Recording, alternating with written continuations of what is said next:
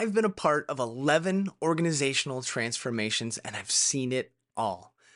From a focus on agility and product to general business model changes. What they all have in common is a life cycle filled with unexpected challenges. Welcome, everybody. I'm Tom Ald, your friendly neighborhood product owner.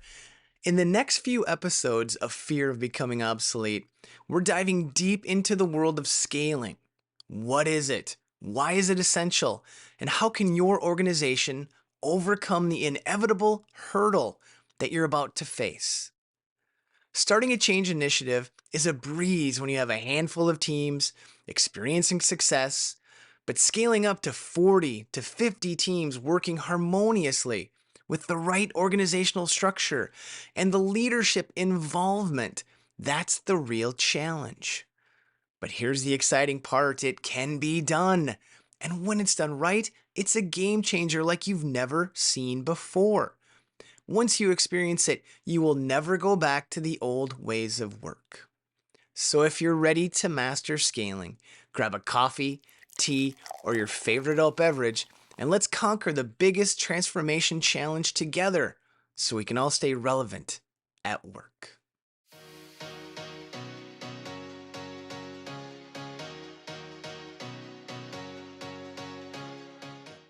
The Canadian author and leadership expert Abhin Sharma said, "Change is hard at first, messy in the middle, and gorgeous at the end."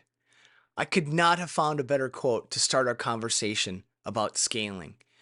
Because scaling is change wrapped around another change. And the issues you are facing on the ground will be tenfold when you move up higher in the organizational chart. But before we get into that, let's define scaling. Scaling, in the context of business and organizations, refers to the process of expanding or growing the scope and capacity of a business or its operations. It involves increasing the size, reach, or capability of an organization to handle greater workload, serve more customers, or operate on a larger scale. Scaling can take various forms. We are going to focus on scaling up. This typically involves increasing the production, resources, and infrastructure of a business to accommodate more customers or a larger market share. It often includes expanding physical locations, increasing production capacity, and hiring additional staff. Some examples are, you're a small bakery that makes the best cupcakes in town. You're trying to figure out how to go from one location, serving 300 cupcakes a day, to 10 locations serving 10,000 cupcakes a day. Or you're a car manufacturer trying to bring a new Cybertruk to market, and you're trying to figure out how to build one truck a day to building 5,000 trucks a day. Or you're an e-commerce company trying to go from 10,000 orders a month to 100,000 orders a month.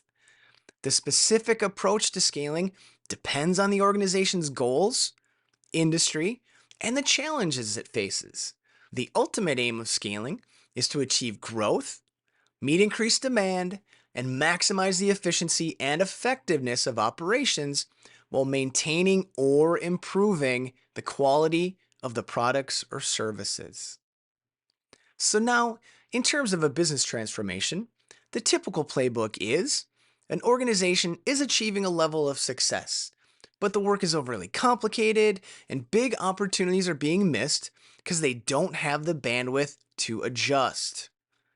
A few people take a training or attend a conference that inspires them. They come back to the organization and do some small changes in some small areas, and they start to see some success. Leaders see the success and they want to accelerate it. They come in and say, "Just keep doing what you're doing, but do more of it." It's a command I have heard from many a leader. But that approach is flawed from the start. They don't even understand what they're asking for. And this is where the scaling challenge begins. Instead of just asking the managers, "Do more, do it better," the leaders have to understand that they have a tremendous opportunity to take a massive leap as an organization. But they, the leaders, need to get involved. They can no longer just be a sponsor. They need to be fully involved. The benefits of scaling are massive from many angles.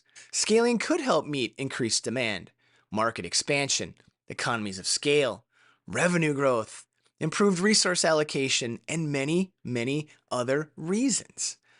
But this is the first thing leaders must ask. Why do we want to scale? This is going to take a lot of time, money, and expertise.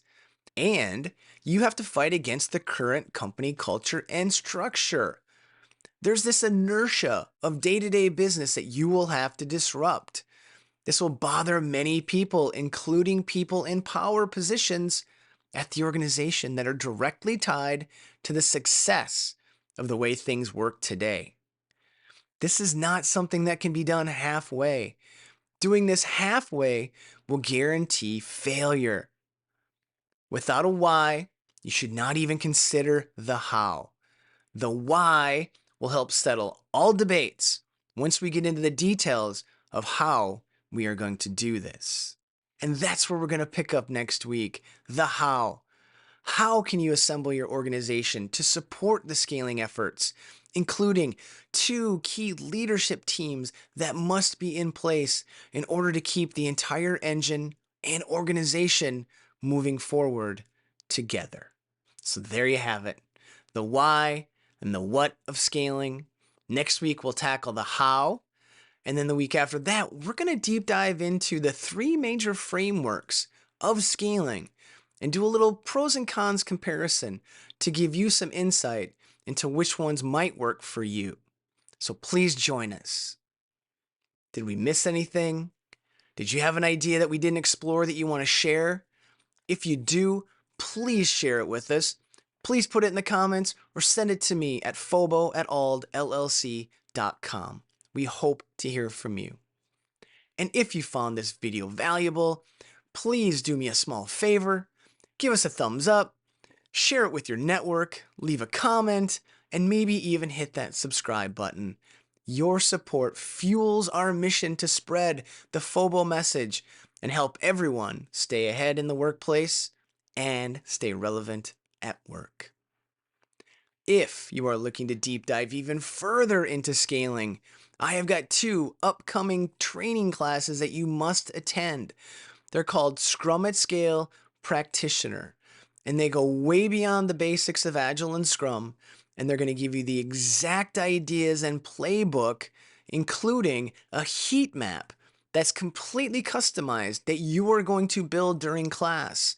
So when you get back to your organization, you know exactly the areas that you need to attack in order to help your scaling initiative go from 0 to 100 as quickly as possible. Please check us out at aldllc.com/events or email me at tom@aldllc.com if you have any questions. I will guarantee you will have an amazing time at this class, and you will learn some things that you'll be able to immediately apply and get that stalled initiative of yours back up off the ground and running full speed. And as a thank you for watching this video, I'd like to offer you the promo code YouTube250.